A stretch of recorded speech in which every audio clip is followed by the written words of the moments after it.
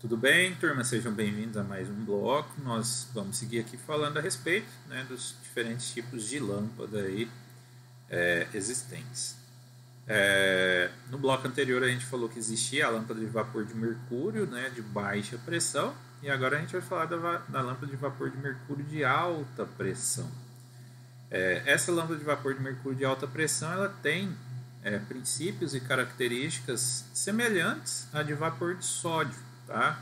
A diferença está ali no seu aspecto construtivo, nos acessórios que ela utiliza, na sua constituição, e ao invés do gás inerte ser o sódio, você utiliza o mercúrio. Tá? Na verdade, pegando pelo histórico, pela história, a lâmpada de vapor de mercúrio ela veio antes da lâmpada de vapor de sódio. Vocês que são mais jovens, possivelmente vocês se recordam apenas das iluminações públicas, já com essa lâmpada mais alaranjada, a vapor de sódio. Eu sou da época em que a iluminação pública era toda com lâmpada a vapor de mercúrio. Qual que era a diferença? A eficiência luminosa é bem menor do que as vapores de sódio, que batem ali na casa de 140, 150 lumens por watt. Então a vapor de mercúrio é bem menor, só que a vapor de sódio era aquela luz bem alaranjada, que é o que a gente tem hoje, enquanto a vapor de mercúrio é aquela lâmpada com aquela luz branca, igual a fluorescente tubular que você tem na sua casa. Então você tinha aquela luz mais clara, porém com uma qualidade um pouco menor. Tá? E o índice de reprodução de cor razoável, mediano, na ordem de 40 a 48, quando comparado com a vapor de sódio, que tem um índice de reprodução de cores bem menor. Aí, com o passar do tempo, visando a economia de energia, como a eficiência luminosa dela é menor do que a vapor de sódio, as concessionárias de energia foram fazendo a substituição por lâmpadas vapores de sódio. Mas ainda existem algumas, principalmente em aplicações particulares, que o pessoal prefere a luz branca, a vapor de mercúrio de alta pressão ainda tem seu uso ainda em algumas condições. Bom, pessoal, e aí aqui mudando de categoria, nós temos as lâmpadas mistas. Tá? Por que mista? Porque ela é uma mistura de lâmpada incandescente com lâmpada de vapores, a alta pressão. Então você tem essa mistura, nessa construção. Então você tem um filamento que é ligado a um tubo de descarga e aí ela vai fazer, esse mecanismo, de misturar tanto a tecnologia de incandescência quanto a tecnologia de descarga. O que se conseguiu com isso, com esse tipo de lâmpada? Você usa um filamento de tungstênio, você consegue substituir aquele casquilho ali em volta, que acabava limitando a corrente de funcionamento, e aí desta forma você vai ter uma maior eficiência luminosa para esta lâmpada, tá? Então, em qual sentido? Você sai de um incandescente normal que tinha uma eficiência luminosa da ordem de 10, 12 lumens por watt e dobra ali o seu valor. Porém, ela tem um IRC superior, na ordem de 60%, 63%, o que é muito melhor do que as vapores de sódio e vapor de mercúrio. Tá? Ela tem uma cor levemente amarelada, você vai ter uma eficiência luminosa um pouco mais elevada então, que a incandescente convencional, tem uma vida útil 5 vezes maior que a incandescente convencional, e ela é utilizada geralmente em iluminação de interiores, tá? Em galpões onde você tem pé direito mais elevado.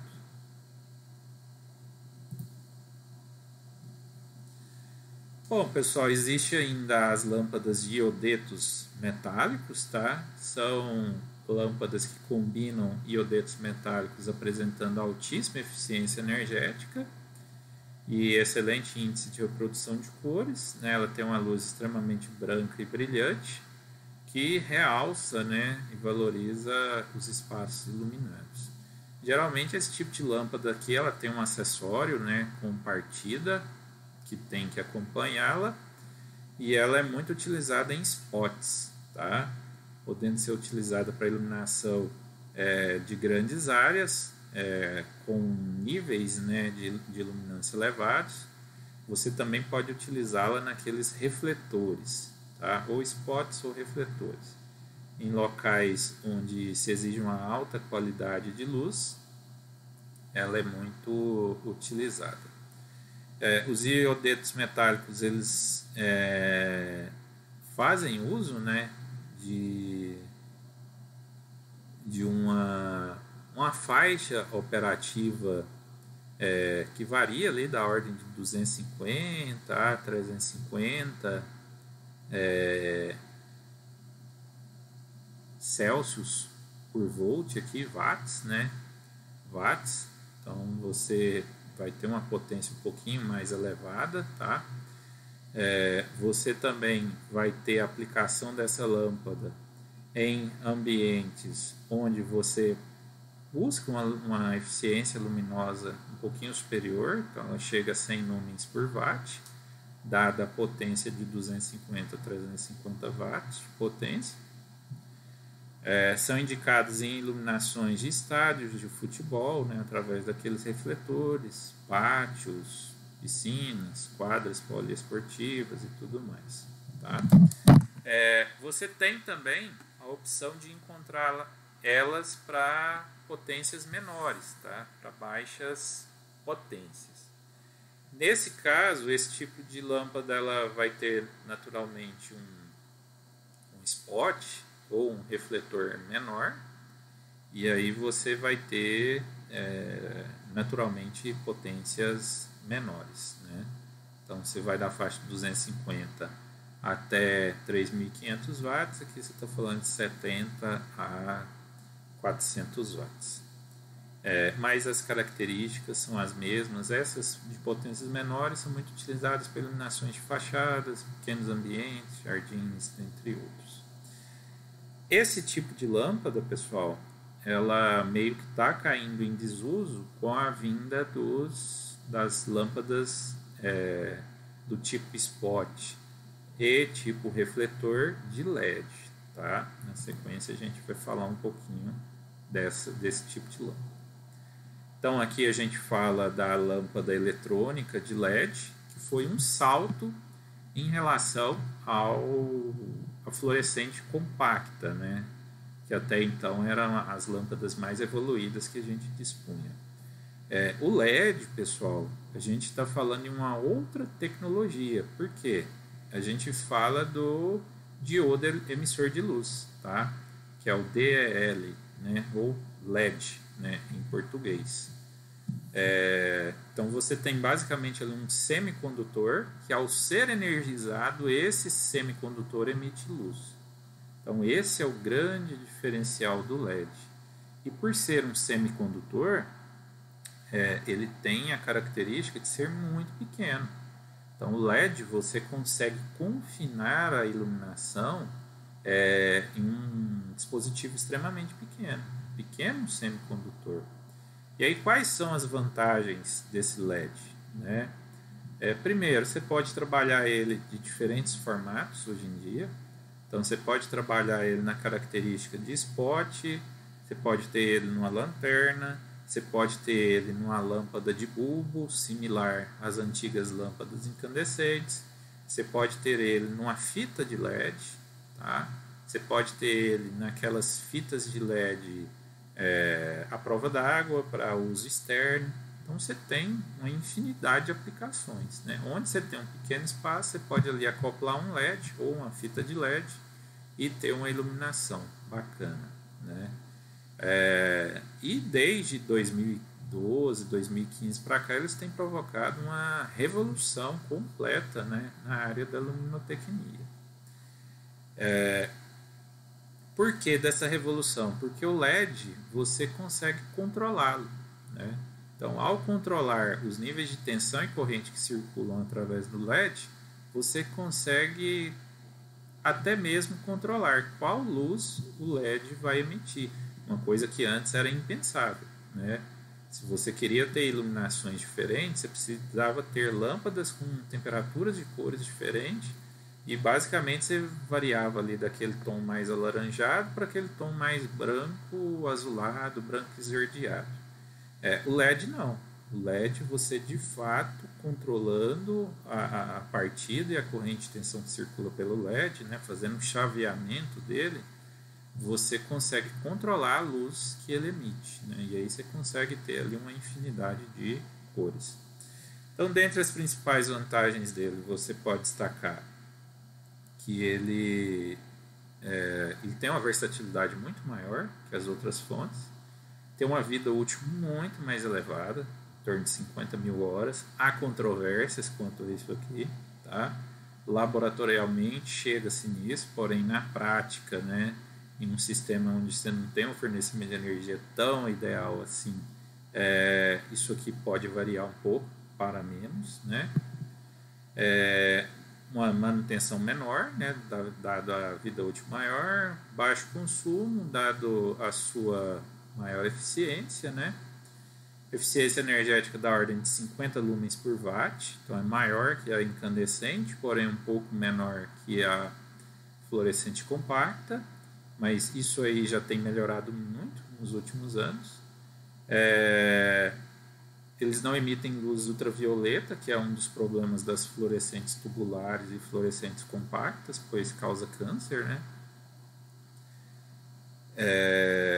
E aí ela, dessa forma, né, ela pode ser aplicada também em obras de arte, entre outras coisas, né, pois é considerada uma lâmpada fria, né, e você não compromete, né, com a luz ultravioleta, por exemplo, as cores, né.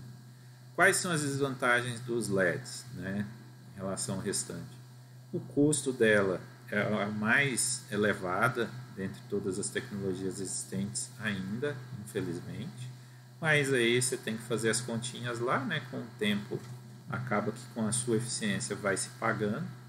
O índice de reprodução de cores não é lá essas coisas, então você vai ficar ali muito próximo das lâmpadas fluorescentes compactas. Então precisa melhorar um pouco essa área. Precisa de dispositivos para dissipação de calor. Então, apesar de ser considerada uma lâmpada fria, né, não é uma lâmpada incandescente, mas ela tem ali uns aparatos de partida e tudo mais, toda uma eletrônica por trás, então ela dissipa calor, então precisa ter dispositivos para tal, né, ou então você vai ter uma vida útil mais reduzida.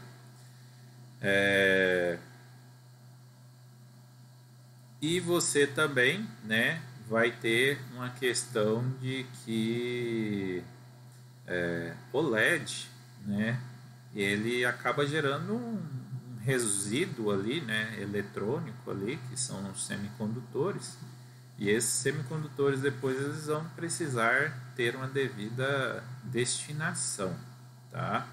Uma vez que ele está se popularizando muito. Então existe uma grande preocupação com essa destinação que se dá para o LED. As outras lâmpadas geralmente elas passam por um processo para a extração, né, daqueles vapores metálicos e tudo mais, e consequente reaproveitamento. O semicondutor a gente ainda está engatinhando, né, nessa linha para reaproveitamento desse material semicondutor.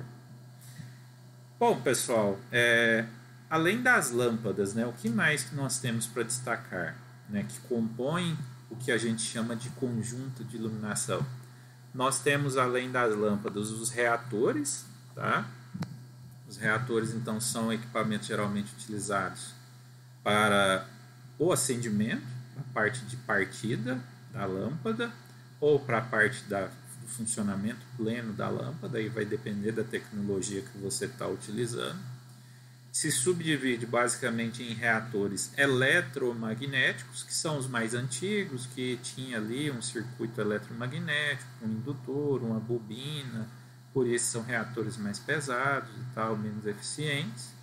E os reatores mais modernos, que são os eletrônicos, que já trabalham com fontes chaveadas, chaveação PWM, e aí ele faz o mesmo papel do reator antigo eletromagnético, porém são mais leves e ocupam menos espaço. Tá? São muito comuns esses reatores nas lâmpadas de vapores e nas lâmpadas fluorescentes tubulares. Bom, os sistemas de iluminação eles podem ser do tipo de iluminação direta, que é muito utilizado quando você quer produzir uma iluminação focal em determinada parte do ambiente. Esse tipo de iluminação é muito utilizado em iluminações exteriores e iluminações interiores que você quer uma iluminação mais focada. Tá? Você quer destacar, realçar um objeto, um quadro, uma parede, algo do tipo. Porém, pessoal, por questão de comodidade e economia de energia, a iluminação direta é muito utilizada por instalações elétricas mais comuns, né? Mais baratas, mais simples, né? Em residências mais simples, né? Então, às vezes, coloca-se um único ponto no centro do ambiente, coloca-se ali uma fluorescente compacta, ou uma incandescente, antigamente, ou uma LED, né? E aí você tem aquela iluminação direta, né? Cumpre-se o papel, atinge-se a quantidade mínima de lumens, porém, ela causa um certo ofuscamento, um certo desconforto. Você tem também a iluminação semidireta, tá? Então, essa aqui é quando cerca ali de 60 a 90% do fluxo é dirigido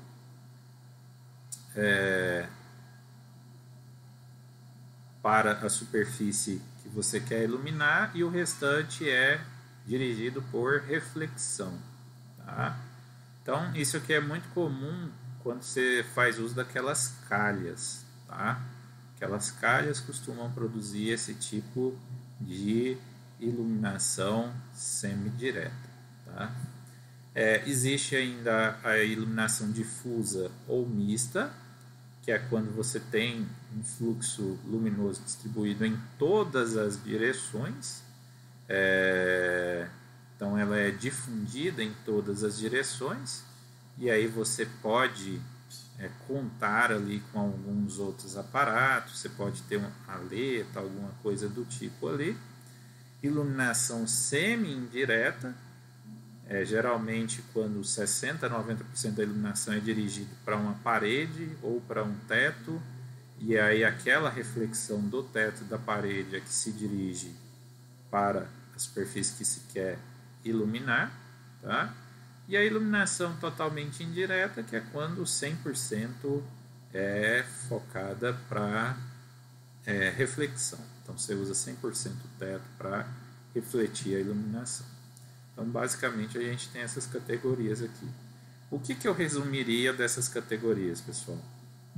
Basicamente o que vocês têm que ter em mente? Quando você quer eficiência luminosa, ou seja, eficiência energética e luminosa, na verdade, quanto for mais direta for a iluminação, melhor. Você consegue iluminar mais, melhor, gastando menos energia.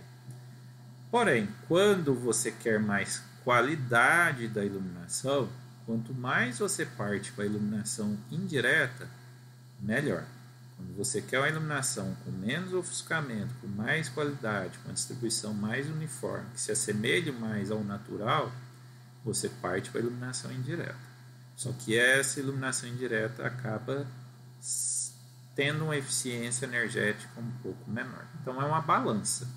Você precisa equilibrar eficiência energética com eficiência e qualidade luminosa. Pessoal, muito obrigado pela participação de vocês. Eu aguardo vocês no próximo bloco. Até lá!